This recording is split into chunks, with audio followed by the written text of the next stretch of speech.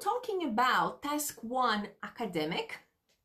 Okay, so task 1 academic, the main thing we have to think about here, okay, there are two main things, right, that we kind of require in the structure of task 1 academic, okay, which is the introduction to your report, okay, so the introduction, and you need to have a kind of a conclusion. It's not really a conclusion because it's not an essay, okay, but we need that closing sentence, okay, we need that closing thing there, okay, just so you can conclude, okay, and finalize what you are writing. All right, so when it comes to task 1 academic, okay, so the very first sentence would be your introduction, and then we need the overall. So the overall is kind of your conclusion, okay,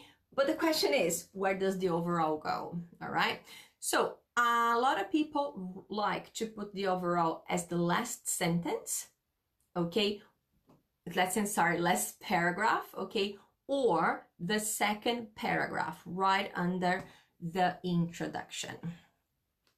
There is no right or wrong, but that's really personal, okay? So if you don't have that, so let's say the examiner looks at your writing task 1 academic and you don't have an overall, like, probably 6 or less, okay? So, and because it's so important, okay? So I believe that the introduction and this overall part is part of the structure, okay? And then what goes in between the body paragraphs, of course, depends on the type of task that you have, okay? And that's when the plan comes quite handy, okay? Because you need to select information, okay, and then you choose, and then you have to compare, okay? So if you look at the task 1 and then you just start writing, it might be hard to find out exactly what you need, all right? But if you have a plan, you can actually take some notes, and that will help you with the organization, it will help you with the content, and most importantly, it will help you with the structure, all right?